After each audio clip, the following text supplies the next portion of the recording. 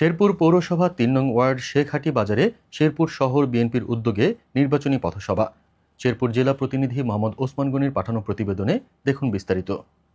বিএনপির ভারপ্রাপ্ত চেয়ারম্যান জনাব তারেক রহমান কর্তৃক ঘোষিত ৩১ দফা বাস্তবায়ন আজ সোমবার সন্ধ্যা ৬টা ৩০ মিনিটে শেখহাটি বাজারে শেরপুর সদর ১ আসনের ধানের শীষ মনোনীত প্রার্থী ডাক্তার শানশিলা জেবরিন প্রিয়াঙ্কার সমর্থনে শেরপুর শহরের শেখহাটি বাজারে পথসভা আয়োজন করা হয়।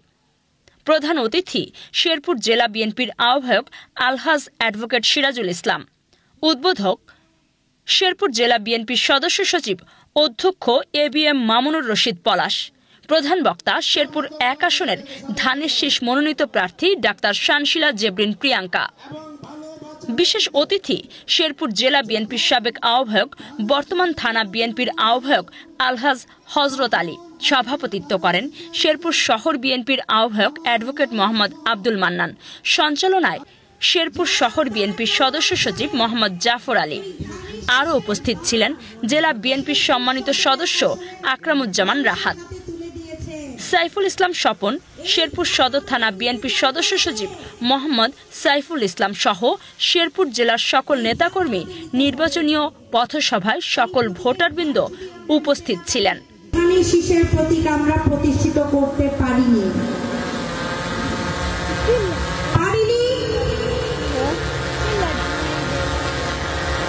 রাজনৈতিকভাবে হোক, অরাজনৈতিকভাবে হোক, দলীয়ভাবে হোক, অন্য দলের মানুষ দিয়ে হোক, কোনো না কোনো ষড়যন্ত্রের কারণে আমরা পারিনি। এটা তো আপনারা বিশ্বাস করেন।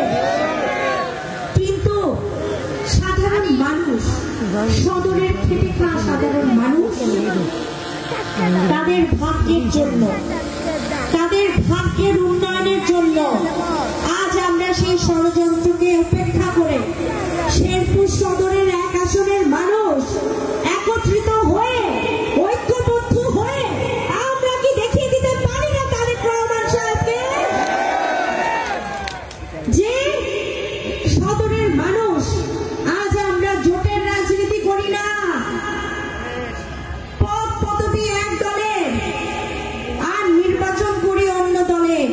সেখান থেকে কিন্তু আমরা সদরের মানুষ বের হয়ে এসেছি, আসি নাই? কাজে যেই সদর ১ আসনটা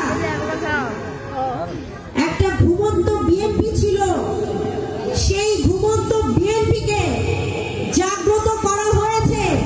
সেই সদর ১ আসনের মানুষ আমরা ২০১৮ সালে আমি ডাক্তার প্রিয়াঙ্কা ৩,৩৫,০০০-এর উপরে ভোট পেয়ে ময়মনসিংহ বিভাগের মধ্যে প্রথম হয়েছিলাম। কোন নির্বাচন সেটা? সেই নির্বাচন যেই নির্বাচনে দিনের ভোট রাতে হয়েছিল, সেই নির্বাচন যেই নির্বাচনে দিনের ভোটে মাত্র ১ ঘন্টা হওয়ার পর ডাক্তার প্রিয়াঙ্কার ধানের শীষ বন্ধ করে দেওয়া হয়। আর এবারে নির্বাচন তো দিনের ভোট দিনেই হবে।